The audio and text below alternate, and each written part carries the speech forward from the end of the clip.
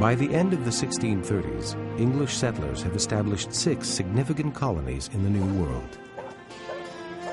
But for nearly 30 years after Lord Baltimore received a charter for Maryland, the English government calls a halt to its colonial ventures. The country is too preoccupied with troubles at home.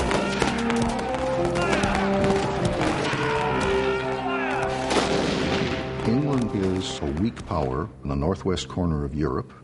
It had just gone through 20 years of turmoil, a civil war in which a king had been beheaded. Then Parliament abolished the House of Lords and the monarchy and established itself as a commonwealth. A series of events that shocks Europe and generations of English men and women to come.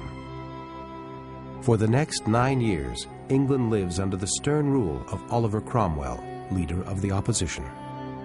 Cromwell had initiated a plan for the colonies, not just North America, but all of the American colonies, which was called the Western Design. And that was a kind of overall term for strong mercantilist interests, making sure that the colonies will work to the advantage of the home country as much as possible. And also, in Cromwell's case, there was a strong interest in maintaining a strong Protestant presence in the American colonies. Still, a very important component of British policy was the notion that England was the Protestant, freedom-loving, freedom-fighting country against the arbitrary, benighted Catholic Spanish. So for Cromwell, there was a strong economic and diplomatic and religious purpose to his foreign and commercial policy.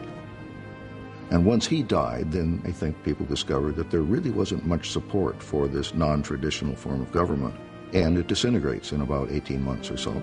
And so, basically, they decided to start over again with king, lords, and commons. But it was hard, I think, for the European great powers like France and Spain to take England all that seriously. It was a country of about 5 million people. France was 16 to 20 million people. Basically, England had no standing army in 1660, just a couple of regiments like the Coldstream Guards. It really wasn't all that much a great power. It did have great oceanic strength. When Charles II, son of the beheaded monarch, returns from exile to claim the throne, attention once again turns to American colonization. After the restoration of the Stuarts in 1660, there were a number of interests in England who were very interested in the colonies. Merchants, courtiers, people who had strong land interests in the colonies because of land grants they had gotten from Charles II, often as repayment for their loyalty during exile. His brother, the Duke of York, of course, had a major interest in the colony of New York. So there were a lot of particular interests at court who were pushing Charles to pay closer attention to the administration of the colonies. During his 25-year reign, Charles II issues charters to form 4 new colonies, all proprietary ventures styled after the Maryland model. I see the 17th century as an age of remarkable experimentation in terms of how you organize a colony. Going back into the late 16th century, the Crown would give a charter to somebody and say, you have the power to organize this place, and presumably whoever has this charter, or letters patent technically, is also supposed to finance the operation. At the beginning of the 17th century, they have invented something very close to the modern corporation, where you can buy shares, pool the resources of a lot of different people, and the Virginia Company Charter of 1606 is the first major example of that. But you do get proprietary colonies then, which is the king grants letters patent to one or more proprietors, empowers them to set up a colony. Under English law, it's the broadest grant of power that the Crown could make. The standard is the Maryland Charter of the early 1630s, which empowers Lord Baltimore, the Lord Proprietor of Maryland. So Lord Baltimore is granted all powers that the king knows how to give. Despite greater interest in colonization, toward the end of the 17th century, English migration to the Americas declines. Economic opportunities improve in England, and so more people find that they can support themselves at home. That means that fewer of them will undertake the risks of going to the Americas. The irony is that by that point in time, the risks had diminished considerably, and the life expectancy of people who did go was a whole lot better than it was for those people who went to Jamestown at the start of the century. So although the colonies are providing more in the way of opportunity and better life expectancy, they're receiving fewer colonists, especially fewer colonists from England. Now that said, there were still some people for whom the pull of America becomes and remains quite attractive at the end of the 17th century. But it makes less and less sense for those people to go to New England or to go to Virginia. Well, why? Well, because the best lands had been occupied, and so they are seeking places that have not been as densely settled and as thoroughly exploited. The middle colonies of Delaware, Pennsylvania, New Jersey, and New York. A number of colonists send reports home, sharing their observations and experiences, like this account of life in Pennsylvania. Poor people of all kinds can here get 3 times the wages for their labor they can in England or Wales. I shall instance in a few. The first was a blacksmith, my next neighbor, who himself and one Negro man he had got 50 shillings in one day by working up a 100-pound weight of iron. Drink, food, and raiment is much cheaper here than in England or elsewhere. But the chief reason why wages of servants of all sorts is much higher here than there arises from the great fertility and produce of the place.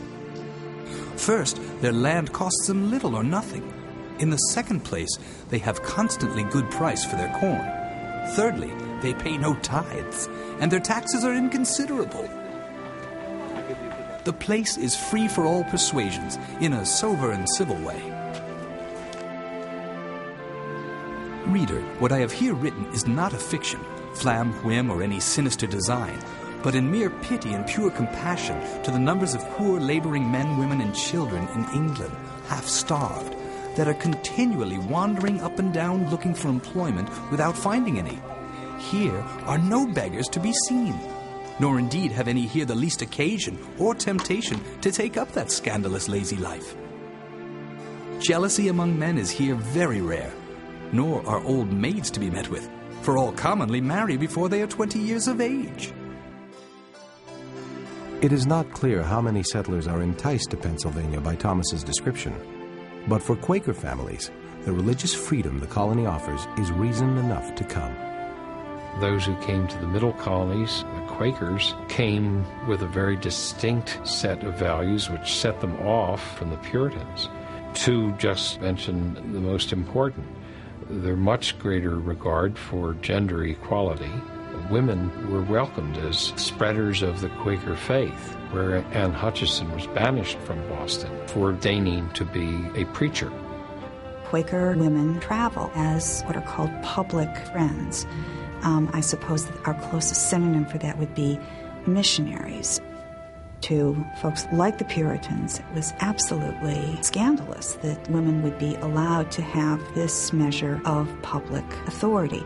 Of course, it didn't stop the Puritans when female Quaker preachers were in the neighborhood from gathering in droves to see the spectacle the same way that they would have gone to see, I suppose, a trained dog or a waxworks. It really did have that sort of fascination for them, but tinged, of course, with a real horror that the Quakers would let women parade themselves around in public in this way and be so assertive. What made this Middle Atlantic colony so distinctive is the pacifism of the Quaker settlers. They would not lift a hand violently, and they would not shoulder a gun. Even when attacked, they did not believe in killing. And how it mattered dramatically in the way Indian-white relations proceeded. The Quakers arrived in the middle of a bloodbath. War with Indians to the north, war to the south, war up and down the East Coast, even in New Mexico in 1680. Huge revolt of the Pueblo against the Spanish. But in Pennsylvania and New Jersey, no blood was shed for 70 years or more until the Quakers lost control of their own government. So there's a real interest in Indian culture on the part of the Quakers, and also a real commitment to fairness in dealing with the Indians. Now, this does not last. In fact, as soon as the waves of Scots-Irish immigration and German immigration begin to sweep into Pennsylvania at the beginning of the 18th century, expansion onto the frontier, white land hunger, overwhelms this much more benign past. Perhaps the most lasting legacy of the Quakers to the nation that is to become, as well as to Pennsylvania, is religious toleration. Today, of course, we take it for granted that religious toleration is a great thing, and that one of the things that the government should do is uphold toleration. Assumptions in the 17th century were very different. Once you get into New England, anywhere but Rhode Island, religious toleration is held to be a terrible idea. Why, if you tolerate all different kinds of religion, you open the door for error, the Puritans would say. And so it's really the business of the state to prosecute religious dissidents, to punish them if they can't be driven out. To worship God the way that God has commanded. That's really why they're there. And they disagree enough that you get these separate colonies. The Connecticut people say, well, we don't like quite what you're doing in Massachusetts, so they try a variant of it. And New Haven tries the most severe variant of it. And then everybody they really can't get along with, they flush down to Rhode Island. That you are banished from out of our jurisdiction as being a woman. So, you do have this range of experiments, very different sorts of colonies, and including at least one that was founded mostly for the fur trade. That's New Netherland, which becomes New York.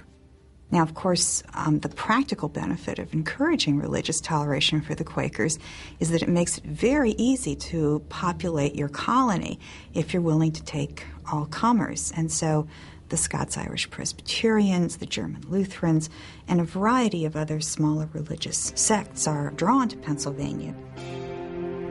A lot of people have tried to see in the middle colonies the seeds of what America would become. The middle colonies were neither fully north nor south, they were the middle ground.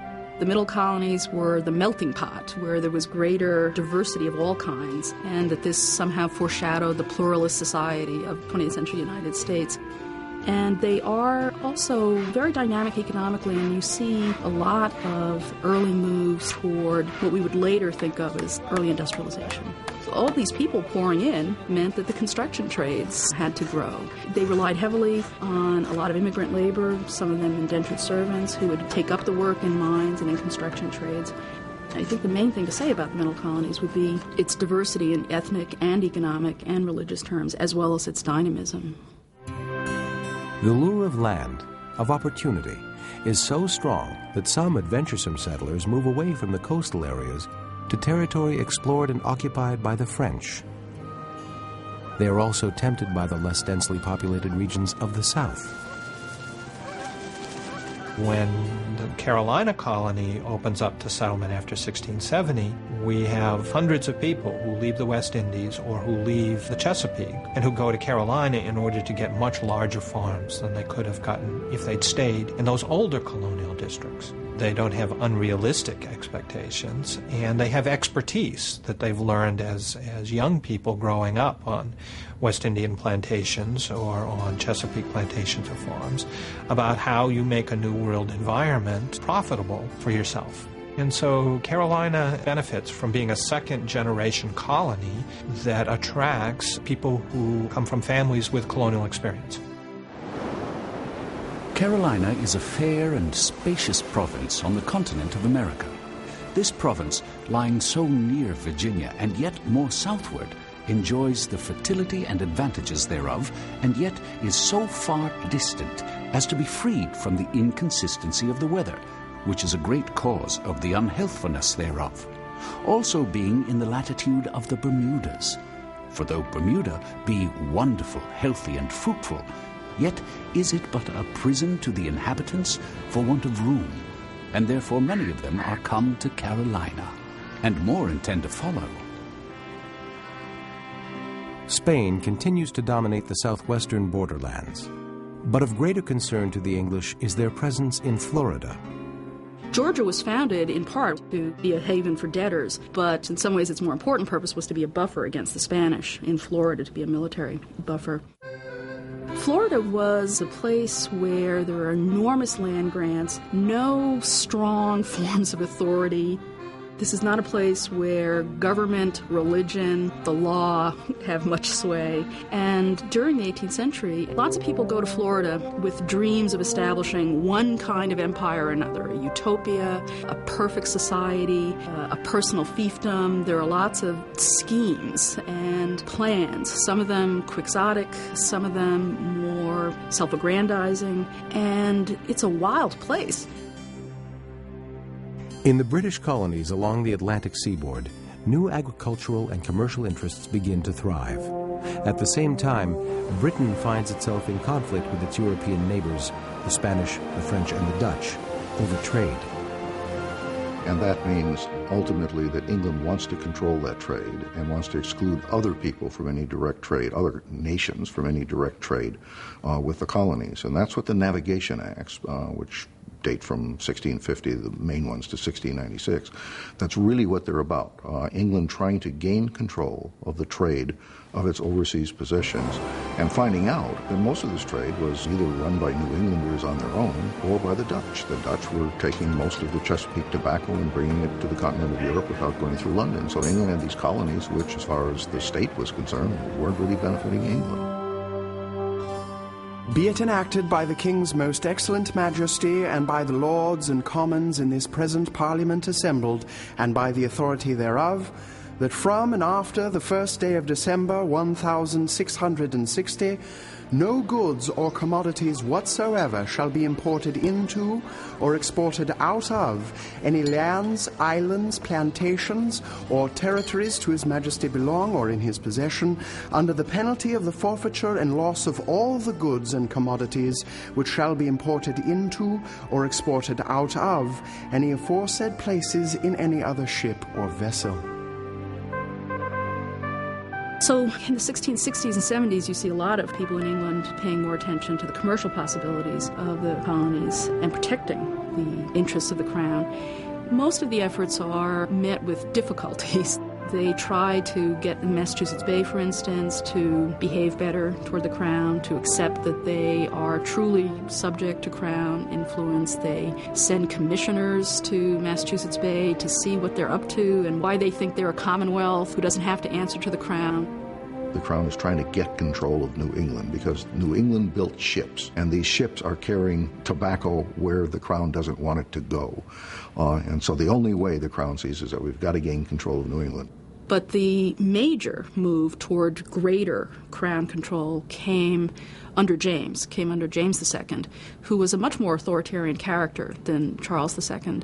And he created what was known as the Dominion of New England, which was the uniting of the New England colonies plus New York, one solid group overseen by one governor who was himself regarded as quite obnoxious and unpleasant. And he seems to have been, in fact, a very high-handed guy. Non-Puritan called Edmund Andros, who had very little sympathy for Puritans and who seemed to threaten their way of life. If you actually look at the descriptions of these various calamities written by 17th century New Englanders, they're written using very similar language. They describe Indians, imperial officials, Quakers, all in the same way as malevolent, invasive, dangerous, alien forces.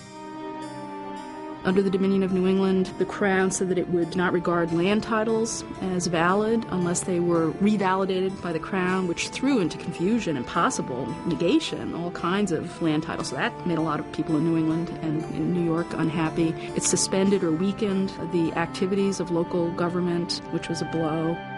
It also turned out that because they began to enforce all the customs rules, all the rules that had been on the books but had been evaded in a number of ways by these canny New Englanders, well, now they begin to enforce them more effectively.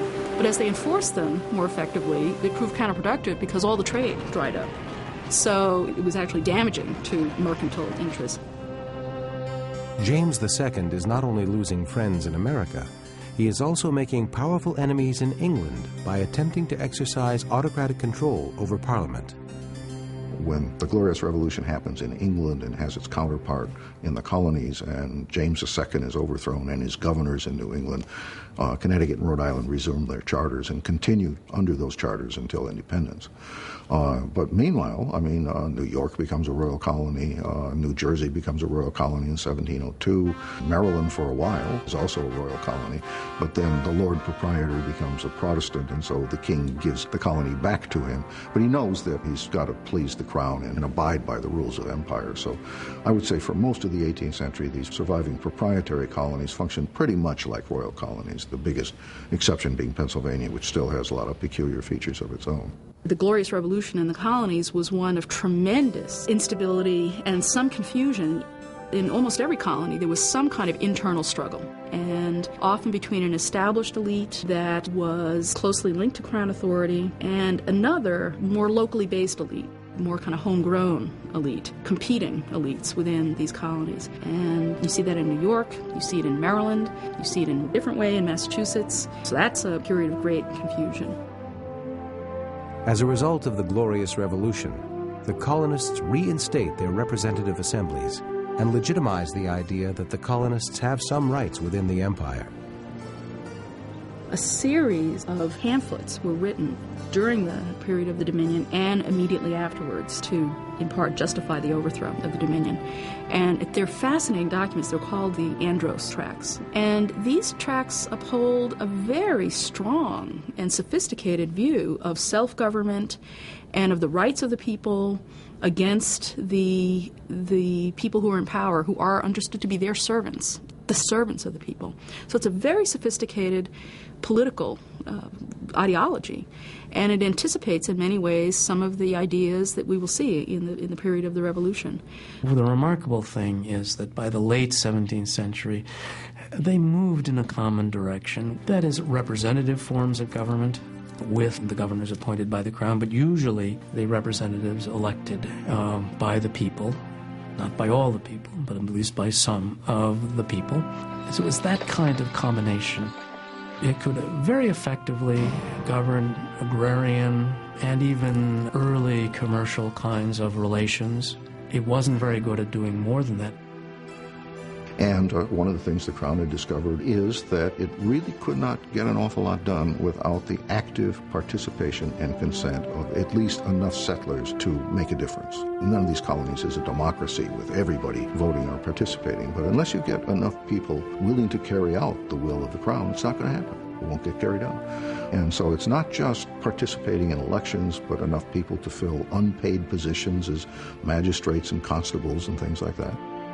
There are mechanisms of consent that I think run all the way through these colonies, and that's in effect the division of authority that I see in the 18th century empire, that the Crown presides over the internal affairs of these colonies, and with the active consent of enough settlers to matter, it gets things done.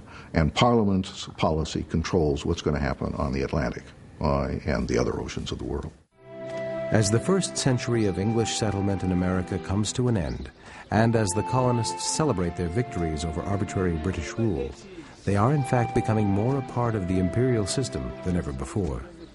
We tend to think of the Atlantic as a barrier between Europe and its colonies, but we have to recall that in the 17th and 18th century, when road systems in the colonies and even in Europe were pretty miserable, that goods moved most easily and people moved most easily by water. They moved on rivers or they moved by sea. So there are many ways in which it's easier for people who live along the coast of North America to be in regular communication with people who live along the coast of England than it would be for people who lived in the interiors of either of these places to have contact with people elsewhere. So that shipping serves as a network that holds together these empires. If you jump ahead to the end of the 17th century, the navigation acts have worked. England does control the trade of its colonies, and the staple products of, say, the Chesapeake colonies, tobacco or sugar in the West Indies, they are going to London or some other English city before they leave the empire and go to the continent of Europe. Almost no foreign ships show up in the ports of these English colonies by the beginning of the 18th century. From the 1690s on, England is becoming a commercial and military power in a way that it had not been. And the colonies are increasingly integrated into this commercial and military system. And that's a process that has broad range for England itself and from the American point of view. So we have something of a paradox. In the 18th century, the colonies become, in many ways, more British in their information and their participation in British culture, at the same time that the population within the colonies is becoming less English, as they're getting larger numbers of Germans and Scots and Africans who are living in the colonies. So there's an Anglicization of the colonies, especially of the people who govern these colonies, of the wealthier people during the 18th century. By the middle of the 18th century, there is a significant European presence across a broad expanse of North America. Only a small portion of this territory is actually controlled by the British. But within just a few years, changes looming on the world scene will alter the balance of power in the New